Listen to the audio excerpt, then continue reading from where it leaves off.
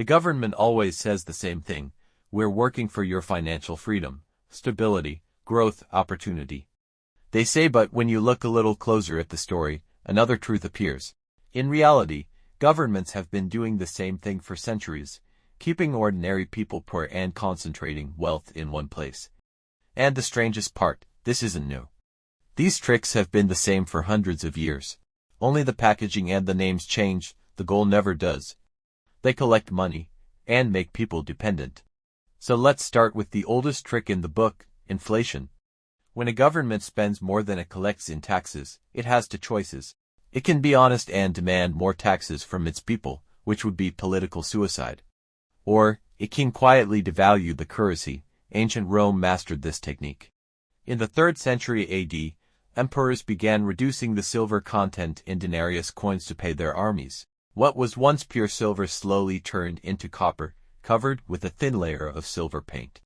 People didn't realize it, but they paid the price. Inflation soared, savings vanished, and wages couldn't keep up. It was a silent tax, and it's still happening today. The only difference is that the imperial mint is gone. Its place was taken by central banks. Then came the Middle Ages and the era of forced loans.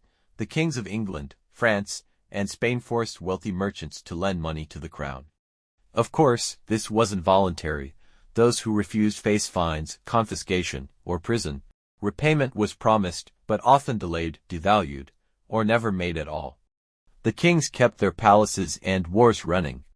The merchants lost their capital, all in the name of patriotism. Then came the 17th century. This time, the trick itself became the system. When the Bank of England was founded in 1694, it wasn't out of charity. Its purpose was to finance a war with France.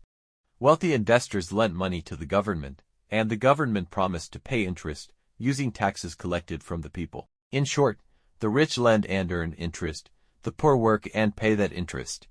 A transfer of wealth under the name of national finance, and that model still exists today.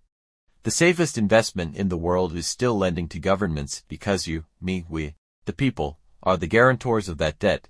In modern times, the game only got bigger.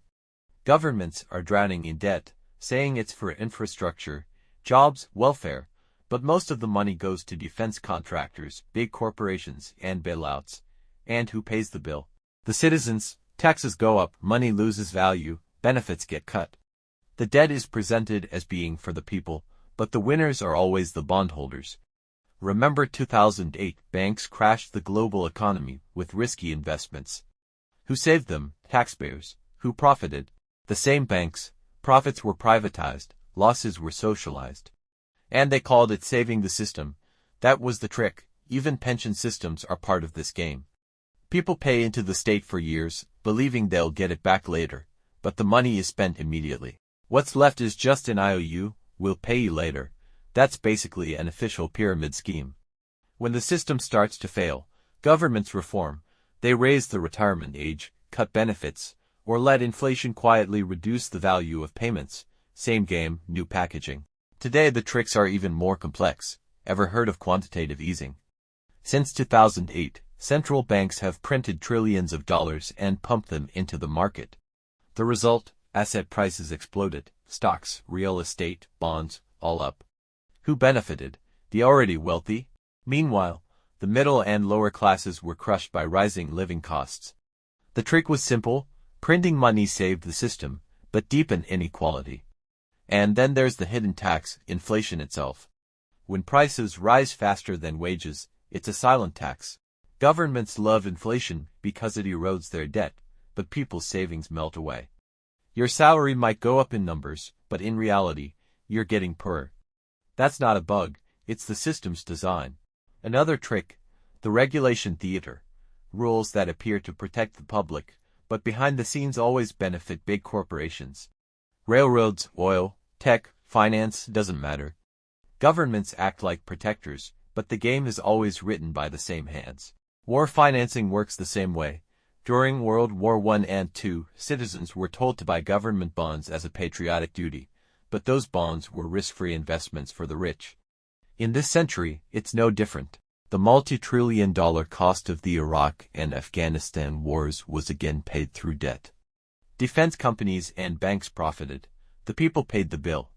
And the final trick, complexity itself. Thousands of pages of tax codes, unreadable budgets, financial jargon, all designed for one purpose, to keep the public from understanding the system. In Rome, everyone could see the copper inside their coins. Today, the fraud is hidden in spreadsheets, balance sheets, and fancy terms. The result, the same con still lives on.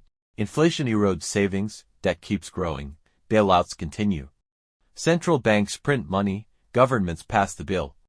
You work harder and keep less, the wealthy grow stronger. History's lesson is simple, this game always comes back. Rome, the Middle Ages, and today, only the names have changed. And the painful truth is this, most people don't even realize the game is being played. They think inflation is normal, taxes are duty, and bailouts are for the good of all. Those who don't know real economic history fall for the same tricks again and again. That's why financial education is a form of resistance.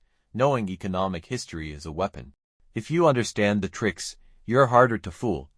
So remember this, don't just read the headlines, look behind them. When the government says stimulus, ask, who benefits first? When inflation rises, no, it's not an accident, it's policy. When you hear regulation, ask who wrote the rules. Real wealth is built outside the system. And the system isn't here to protect you, it's here to protect itself. History may not repeat exactly, but if you don't understand it, it will crush you. The financial tricks that made Roman citizens poor are the same ones draining your bank account today, just wrapped in modern words. The only difference is this, will you realize it in time?